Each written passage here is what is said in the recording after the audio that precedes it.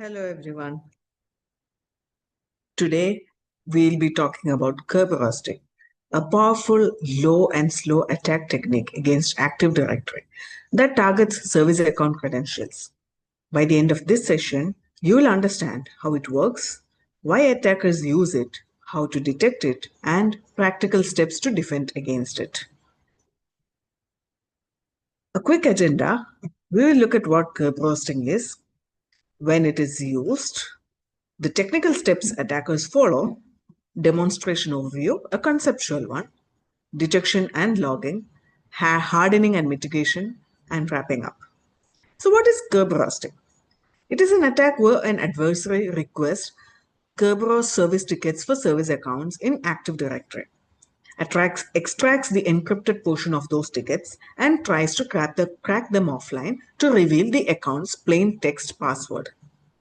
The appeal for attackers is simple.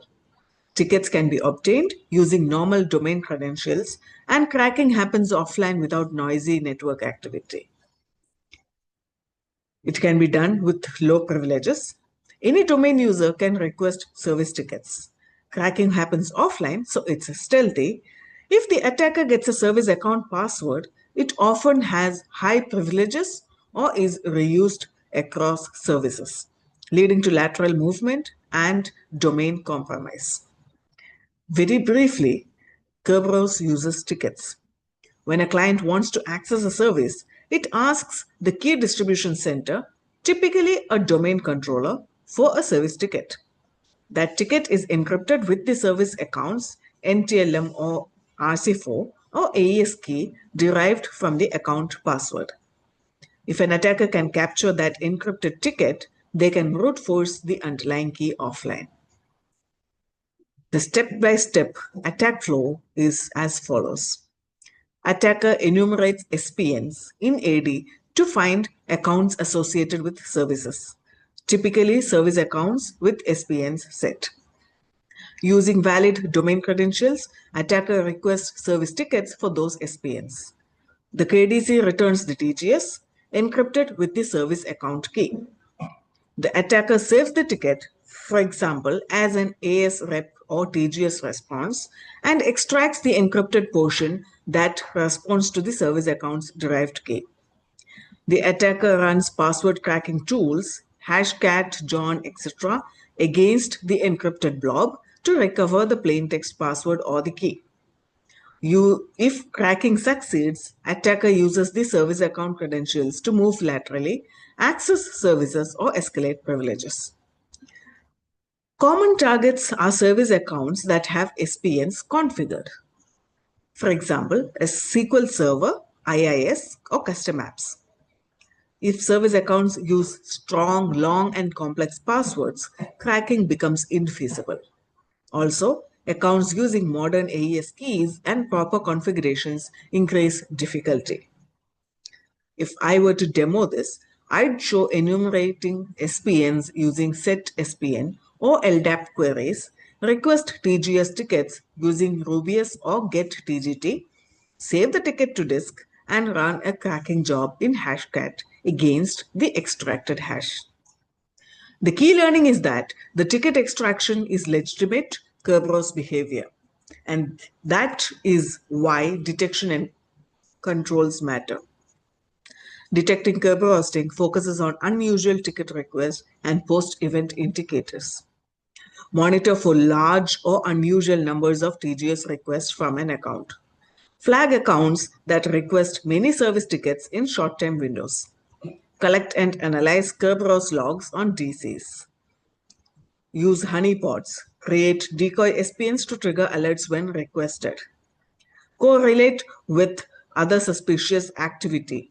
Abnormal logins, lateral movement, abnormal service access. Here are some of the concrete defense strategies. You can harden and mitigate.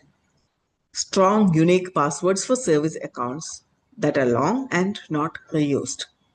Use managed service accounts or group managed accounts where possible. They reduce the need for static passwords. Limit SPN usage and only assign SPNs to accounts that actually need them. Apply constraint delegation and least privilege for service accounts. Enable AES encryption and disable legacy RC4 where possible. It raises attack cost. Monitor and alert on anomalous Kerberos requests and repeated ticket requests. Regularly rotate service account passwords if GMSAs aren't available. Harden the domain controllers and ensure robust logging collection to a SIM. If you suspect Kerberoasting, isolate the compromised account and change its password or remove its SPA. Check where that account was used, the services, scheduled tasks, etc. Hunt for lateral movement using the recovered credentials. Protect credentials for any impacted systems and audit privileged groups. Kerberoasting is powerful because it abuses legitimate Kerberos mechanisms. The defense is straightforward in concept. Reduce attacker opportunities by using strong credentials and managed accounts, and improve visibility by monitoring Kerberos activity. Combined, these controls make Kerberoasting expensive and less likely to succeed. So just to reiterate, isolate the compromised account and change its password. Check where the account was used. Hunt for lateral movement using the recovered credentials and rotate credentials for any impacted systems and audit privileged groups. Through these, we can reduce the attacker opportunities by using strong credentials and managed accounts and improve visibility by monitoring Kerberos activity. It is powerful because it abuses legitimate Kerberos mechanisms. And combined, these controls make Kerberoasting expensive and less likely to succeed. So these are some of the ways Kerberoasting can be mitigated. So until we meet next time, stay safe.